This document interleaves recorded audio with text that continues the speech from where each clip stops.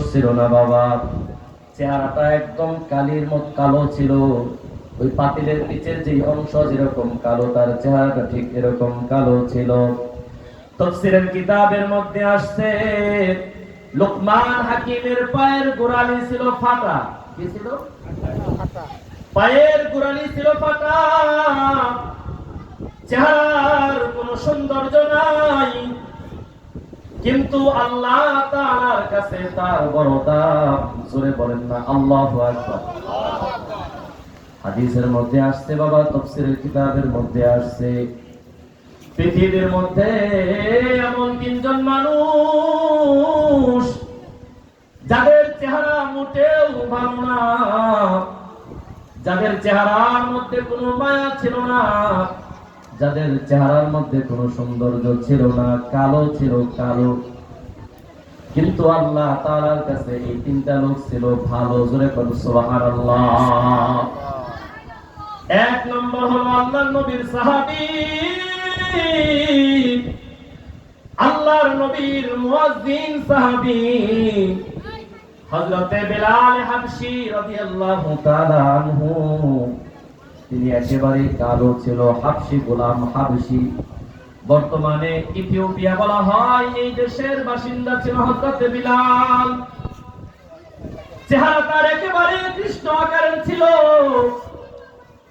নাকটা বোচা ছিল, ঠোঁটটা চ্যাপ্টা ছিল, পায়ের গোড়ালি গুলো ফাটা ছিল, দেখতে একেবারে খাটো ছিল। স্বাধীন কোনো পুরুষ ছিল না, গোলাম ছিল।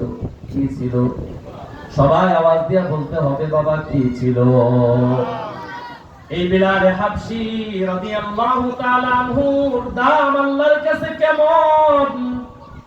সরকারে দু আলম নবী মুহাম্মদ সাল্লাল্লাহু আলাইহি ওয়াসাল্লাম যখন মিরাজের মধ্যে যান, রব্বুল আলামিন তার হাবিবকে মিরাজের মধ্যে নিয়ে জান্নাত ভ্রমণ করাইছেন, জাহান্নামও আল্লাহ তাআলা নবীজিরে ভ্রমণ করাইছেন।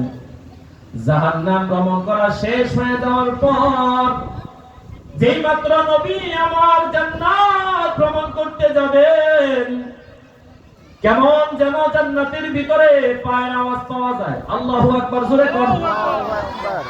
কেমন যেন পায়ের আওয়াজ, হাঁটাহাঁটির আওয়াজ জান্নাতের মধ্যে পাওয়া যায়। নবী এখনো জান্নাতে প্রবেশ করেন নাই। সুবহানাল্লাহ। রাসূলুল্লাহ সাল্লাল্লাহু আলাইহি ওয়াসাল্লাম ডাক দিয়া বলেন, ভাই জিবরিল, আমি তোমার কাছে জানতে চাই, এ ভাই জিবরিল, আমারে জানাও, আমি নবীর আগে জান্নাতের মধ্যে কার পায়ের হাঁটার আওয়াজ পাওয়া যায়? আল্লাহু আকবার। জিবরিল আমিন আলাইহিস সালাতু ওয়াস সালাম ডাক দিয়া বলেন, ইয়া রাসূলুল্লাহ, ইয়া হাবিবাল্লাহ, গো নবীজি, জান্নাতের ভিতরে আপনি যার পায়ের আওয়াজ পাচ্ছেন, দুনিয়ার জমিনের কোন বড় লোকের পায়ের আওয়াজ না, দুনিয়ার জমিনে কোন সম্পদশালী ব্যক্তির পায়ের আওয়াজ না, দুনিয়ার জমিনের সুদর্শন কোন পুরুষের পায়ের আওয়াজ না।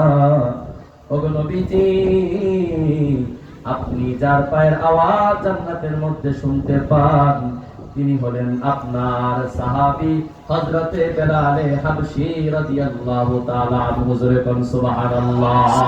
আল্লাহু আকবার, জোরে বলেন। এ মুসলমান, বেলাল সাদা না কালা? আওয়াজ দিয়ে বলেন, সাদা না কালা? এক নম্বর কালা। আল্লাহর কাছে আবার এই লোকটা কিন্তু ভালো। জোরে বলেন সুবহানাল্লাহ। দুই নম্বরে হযরতে লোকমান হাকিম, যার ব্যাপারে আলোচনা করব ইনশাআল্লাহ।